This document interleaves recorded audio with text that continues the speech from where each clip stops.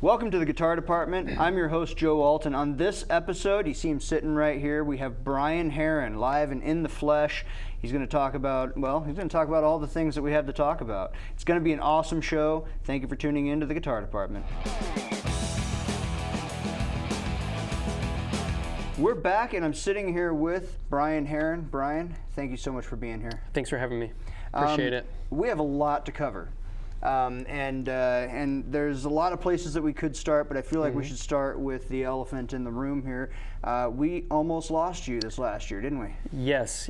My wife and I, Megan, we were in a pretty bad car accident. It was on Interstate 35, and actually two of our cars got demolished, totaled, and we were both in the hospital. We lost two cars, yeah, and we were in the hospital overnight, both of us, and I had some medical complications that led to me not being able to drive medically for 6 months originally. Hopefully, my doctors have notes that have been submitted to the DOT. Hopefully they're going to let me drive a little sooner, because that's obviously hard to be a full-time musician when you can't drive. And so. You're still, as of now, you're still, 2 or 3 months away from being medically cleared to drive June again? June 4th would be the day that I would be medically cleared, unless I can get it cleared sooner. And my wife and others, friends of ours and other bandmates of mine have graciously been driving me everywhere, but I'm not performing as much as I typically do. As I say, you are still out there performing some of the time. Still performing. I was back at it within 2 or 3 weeks, I think, after the accident. My wife wasn't very happy with me getting out that quickly, but I'm not the kind of guy that likes to sit around much, and so even though I was still sore and my voice worked, my fingers worked, and so I was able to get out and get back performing. Like I said, not quite as much as I normally do, but I'm just happy to be alive and be doing it. And yeah. Do you find it physically taxing to go out and play? At first it was, especially like between songs. When I would reach up to tune the guitar, my left arm, it was difficult. But I was able to sort of power through it, and so yeah, we did find out how much the musical community and our friends and family that live around us and that live far away just love us and just poured out love and support. We had people bringing meals to our house. We had a great friend of mine, Brian Vanderpool, and Chris Hansen, another great friend of mine, a bandmate of mine. They started a GoFundMe, and so anyone that gave to the GoFundMe, someday, hopefully I'll be able to make it up to you somehow, whether it be singing for you for free or just some way. But we just can't we can't express our appreciation enough to all the love and support that we got from that. So. Well, obviously, I can't speak for everybody who donated or who cares about you in general, but I think we're all glad that you're still here with us. A, just that you're alive and well, and B, that you're here and still able to make music, because that also is quite a loss. So what exactly what happened? What were your injuries? How did the car happen? Well, as far as injuries go, my wife had staples in her head. I actually had a seizure at the hospital after the accident. It was just bad weather, and we were getting pulled out of the snow, and then oncoming traffic ran into us. So you had gone off on a separate incident. You'd gone off the road, and you were being towed out of that incident. And an oncoming car managed to take out both of your cars. Was the tow truck okay? I think, as far as I know. So yeah, well, it was pretty crazy day. So I don't know all the details, but it was. We're just blessed to be alive and be able to still be here. So. Yeah, like I said, we're all glad that you're still here, and your wife too, for that matter. Thank you. Obviously, the community did show up in quite a bit of support for you guys, but nobody's quite there like a wife is. So Correct. And I'm Correct. very happy that you guys are both here and still able to make this work. And you are still out there gigging. You're still out there making music for people. Yep. Like I said, not as much as I typically do in a year. I do this full time, so you know, certain weeks, sometimes I do 2 shows, sometimes I do 4 or 5, just depending on the week. And there's been a few less this year that I've really booked. Because of the restraint of not being able to drive, obviously, and just to sort of recuperate a little bit. But hopefully soon, especially in June, when I can for sure drive again, I'll be back at it, you know, 100%. So. And now, I want to back up a little bit more because you have a pretty interesting musical background to draw from in the first place. We talked a little bit about this off camera and indeed on camera a little bit ago, but you were you came up sort of as an opera singer. That's sort of how you sort of cut your teeth. That's right. Yeah, I was in music in high school, but when I first got to college, I went as a jazz drummer. As part of my scholarship, I was also, as we talked about earlier, a wrestler, a college wrestler, and that's what brought me to Iowa in the first place. And then at Simpson College was where I got my undergraduate degree. I was a jazz drummer. I sang in the choir, and they recruited me to sing in the operas because they said I had a loud voice, and I said, well, what is opera? I had no idea what it was. And for the next almost decade, it turned out that I was an opera singer, and so I sang for professional companies during and after grad school, and I did really big roles with little small opera companies and really small roles with big opera companies. So a lot of great experience. But it wasn't in the cards for me. I love being part of operas, but my passion really lies in, I think, popular music, singer-songwriter kind of thing. I love writing music.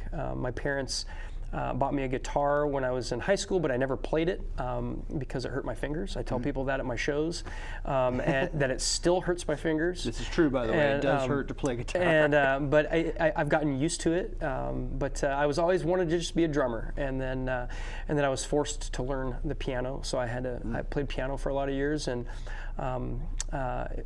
my first band, I played keys down in Tennessee. So 2005 was my last opera in Tennessee, and then I joined a rock band and played in that band for about 4 years. And then it's sort of, I don't want to say fizzled out, but one of my bandmates went on to go teach at Yale, and then another bandmate went to play full-time in Nashville and tour with an up-and-coming singer. And so I moved back to Iowa and met Micah Wagner and Chris Rinaldo, and together with Fix Brown and Mike Woods, we started the band Decoy, and that was a long time ago. And our first show was at People's on Court, if you guys remember People's on Court Avenue. Oh, yeah. We practiced for, I think, several months, and the first show was mostly originals. It was all of our songs that Chris Rinaldo had written, some songs that I had written, and we didn't know what was going to happen, but 400 and some people showed up, and it was a great show, and we just we rode that wave as long as we could. And actually, Decoy is still playing. I was going to say, Decoy's still around. Decoy's still around. It's minus, Fix Brown is not in it, I'm not in it anymore, but it still has Chris Rinaldo, Michael Wagner, Mike Woods. They've added a few members in and out of Decoy since Fix and I left, but and you know, we're all still like brothers, and and so we see each other, you know, not quite as often, but yeah. And then in 2015, I started working full time for a church, and so I sort of started my own band. So it's the Herrin Band is what you can call it. So I'll play any given week, or any given month. I'll play several solo shows, some duo shows with good buddy of mine, Brian Schwager. Right. And then sometimes we'll get the full band out and play full band. You know, when COVID hit, less and less full band shows for me anyway, because I play with these awesome musicians that are busy, and they all have other projects going on, and then venues stopped paying as much for full bands, and so I had to sort of learn how to do a lot of shows on my own, and so that's when I started using a looper pedal. Right. And so let's talk for a second about this. So we've got a little bit of a rig here. And very basic. It is a very small rig. You've got a tuner and a looper. You've got an EHX 720 there. Yep. Talk us through how you use this exactly. Okay. Yep. So I first go into my tuner, my stage tuner, and so and then I go into what's the TC Helicon. I use it for basic vocal harmonies. I've always been in great bands with great singers. My first band, we had 3 lead singers, and then Decoy, we had Chris Rinaldo, who's a phenomenal singer, and so we would share that responsibility, but we would always harmonize with each other. And so when I would do solo shows or even duo shows, I was missing that, and so I thought, what can I do to sort of add harmonies to what I'm doing? And so I got this TC Helicon, and it's very subtle. I don't overdo it because I don't like it to sound over digitized or whatever. And so I'll put just a slight harmony voice on there, and then I come out of there. I put my guitar into that as well, and so then I go into my looping pedal, and thank you for having me on the guitar department, but I am not the caliber of guitar player like of Brian Schwager or many of the guitar players you have on here. I consider myself very average, mediocre. I've just always surrounded myself around good guitar players that would help make me sound a little bit better. So playing solo shows at first really frightened me, especially if I was just going to use this guitar. And so I take a lot of what I can do well, and I add layers to it, and the looping pedal really helps with that, and makes my show sound makes me sound a little bit better than I am at guitar, and it also makes my show sound a little bit more interesting and a little bit fuller. And so, would you give us a quick example of how you layer your playing as you go? So a lot of people, they'll start a looping pedal with like the rhythm, and as a drummer, that sounds like it would make sense for me to do that, but I typically like to play like a 4-measure sort of progression first before I add new rhythm. So I start with like just the line of one of my songs here. So it's.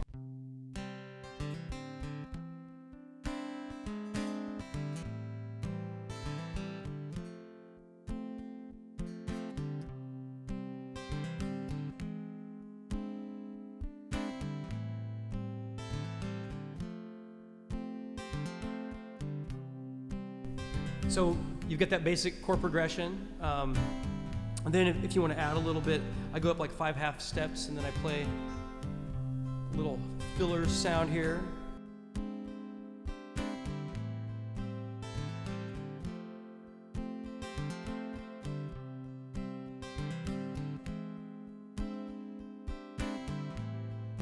And then of course you got to add some rhythm, so I'll sort of simulate like a snare drum sound here.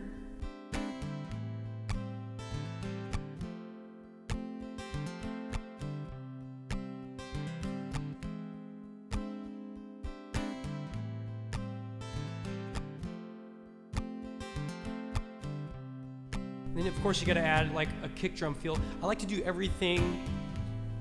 I like to keep it simple, and every sound that I make with my looper, I like it to be made with this instrument. So a lot of people use like like pads and things like that, but I try to get creative and make every sound on the guitar itself. So like I'll muffle my strings here and sort of hit down here for a kick drum sound, like a.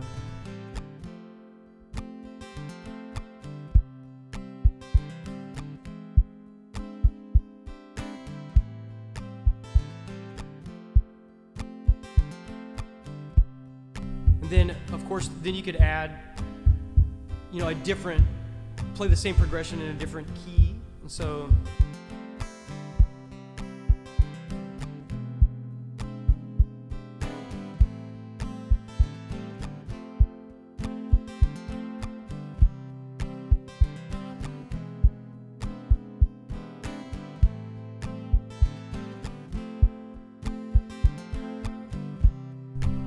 then so that's basically what I do with the guitar. And then Will you give us an example of the vocal harmony? Yeah, absolutely, absolutely. So I'll just do part of a chorus here. It's very subtle, so you have to really pay attention to hear the harmony. But there's a star up high in the sky, burning bright as it can be. I can only wonder if it's shining there for me. There's a star up high in the sky, burning bright as it can be. And it shines just like your eyes. I only wish I could see those eyes shining on me, shining on me, shining on. Sort of a little snippet of that one. All right. Well, it doesn't seem like you've lost a step at all. Well, thank you. I would love to hear more of this in action. Would you stick around and play a couple more songs for us? Absolutely. Thanks for having me again. Yeah, thank you so much for being here. Thank and you. again, just on behalf of the community, thank you for everything you've done, everything you're going to keep doing, and for just being okay. We're all glad to see you here. I'm glad to be here. Thank you. Thank you. Brian Herrin, everybody.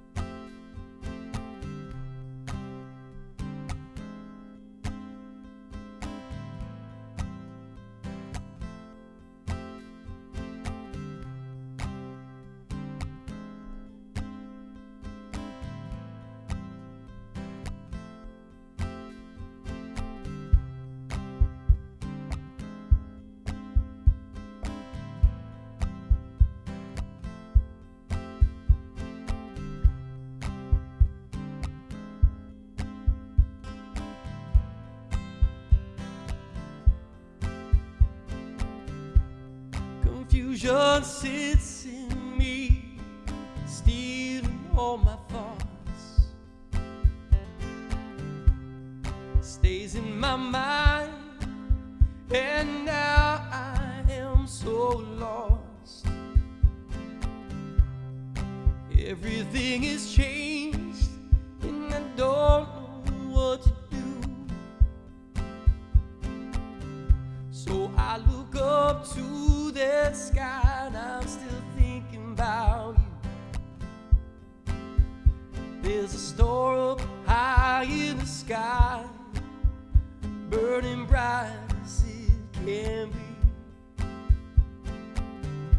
I can only wonder if it's shining there for me. Oh, there's a star up high in the sky, burning bright as it can be. It shines just like your eyes. I only wish I could see those eyes shining on me.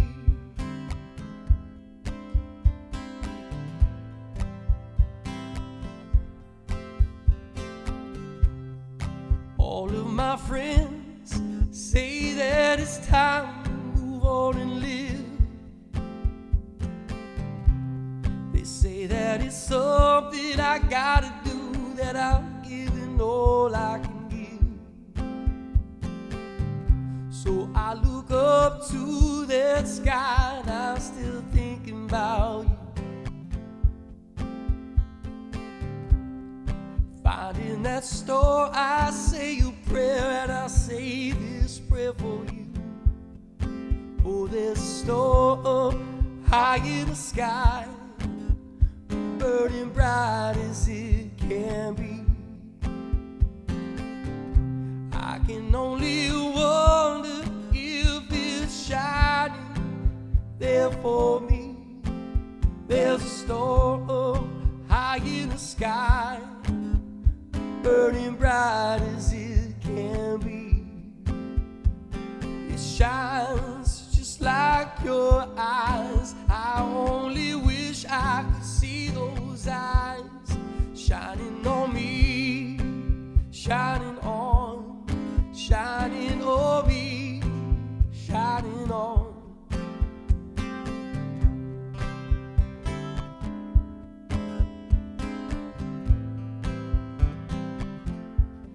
Oh, there's a star high in the sky, burning bright as it can be.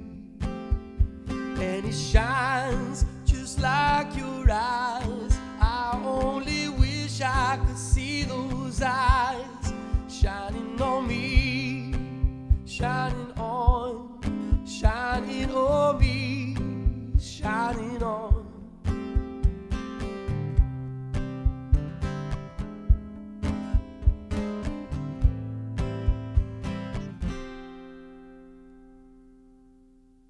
Well, thanks for tuning into the Guitar Department. I've been your host, Joe Alton. I want to thank my guest, Brian Herrin. Brian, thank you so much for being here.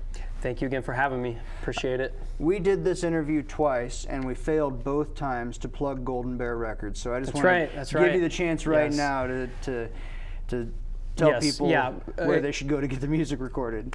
I think I mentioned earlier that a good friend of mine, Brian Vanderpool, really helped with our GoFundMe, and I just wanted to really tell people out there, if you're a musician looking to record, there's so many great options in Iowa. I can't say enough great things about all the places, but if you haven't checked them out, check out Brian Vanderpool and Golden Bear Records, because that's where I'm recording my current album right now, and it's been a long process because of me, not because of him, because I'm a busy guy, obviously, and I have hiccups in the road sometimes, and but check out Golden Bear Records, because it's a special place for sure. Yeah, he is. He's one of the best producers here in town, and he's just the nicest guy you'll ever meet. He's a gem to work with. Also, since we're here, tell the audience how they can find where you're playing, where they can find your recordings, all of this. Awesome. So I'm not sure when this is going to air, but so you just always check out brianherrin.com. So www.brianherrin.com, and you can find me there. You can find me on social media at Brian Herrin Music, and that's the best place to find me. So. All right, so be sure to check out everywhere you can find Brian Herrin's music, streaming all over the place. Also, anywhere you stream music, just under my name for sure. And I also want to thank Riemann Music for offering up some of the equipment that we use on this show. I want to thank our producer, Jackson Miller. Normally we've got Matthew on camera, but today he is absent, so thank you to our camera pole that we have working instead. I wanted to make sure that you check us out on Facebook at facebook.com/The Guitar Department, and our Instagram page at guitar_department. And with that, would you play us out with another song? Absolutely. All right, thank you so much. Thank you. Brian Herrin, everybody.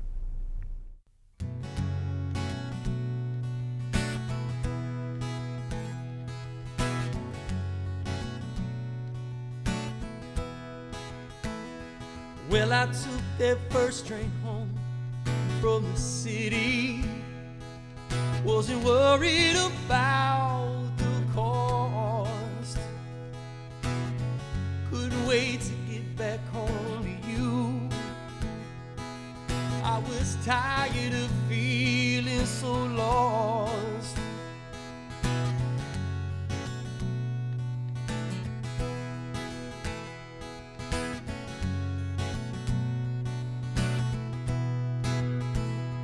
Well, it seems like we have been here before, searching for something that resembles a door that would open up and shine, so I can clearly see that I finally believe that you believe in me. Oh, I'm coming home to you. Oh, I'm coming home to you. And I'm not worried what they say, this is true. Oh, I'm coming home. I'm coming home to you.